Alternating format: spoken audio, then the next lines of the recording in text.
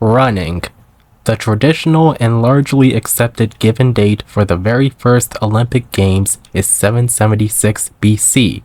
The only sport that was recorded for these games was running. This took place in an event known as the Stade or Stadion, which was also the building in which it took place, translating to the English stadium. The Stade consisted of a straight line sprint of a little over 192 meters or 630 feet. The very first winner for this event, and therefore the winner of the first Olympic Games, was Corobus of Elis. The Stade would be the only event in the Olympics until the year 724 BC.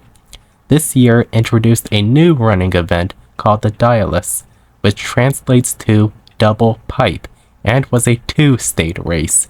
It is believed that contestants ran in marked lanes that were the length of one stage, turned around, and ran back to the starting line. The next games in 720 BC introduced the Dolichos, which translates to long race.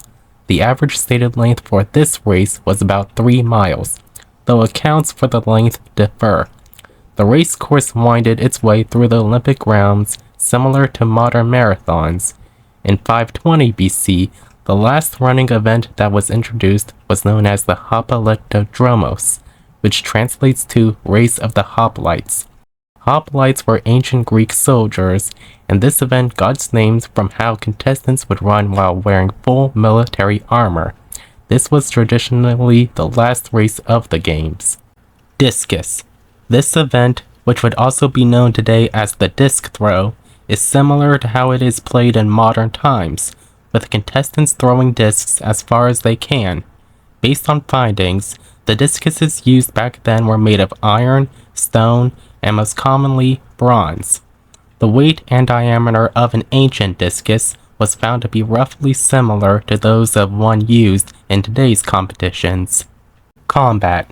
Wrestling was added to the Olympic Games in 708 BC, and was the first competition to not be a foot race.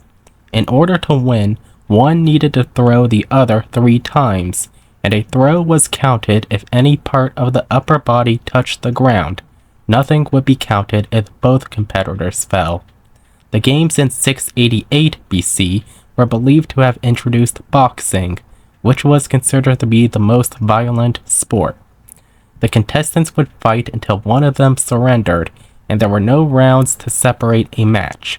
648 BC introduced pancration to the games, which was a combination of wrestling and boxing. Almost any tactic would be permitted, with the only exceptions being biting and going for the eyes. Despite this, pancration was considered less violent than boxing.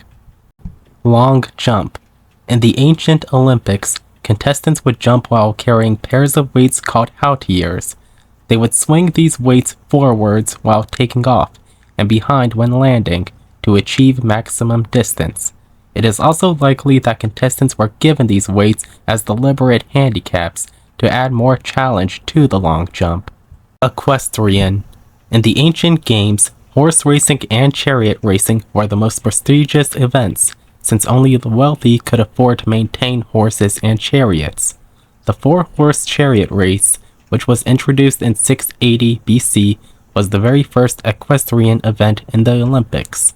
The games in 408 BC introduced the 2-horse chariot race. Simple horse riding was introduced in 648 BC and would take place right after the chariot races. This would be dangerous because the track used would already be rough from the chariot races, and saddles were not invented yet.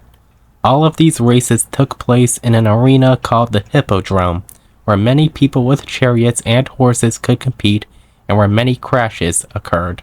Pentathlon.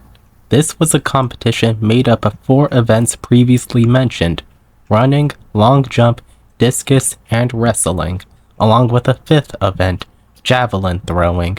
This competition is said to have first appeared in the 708 BC games. It was held during a single afternoon and finished with wrestling. Other than that, the entire order of events is unknown, along with how the victor was decided. Thanks for watching.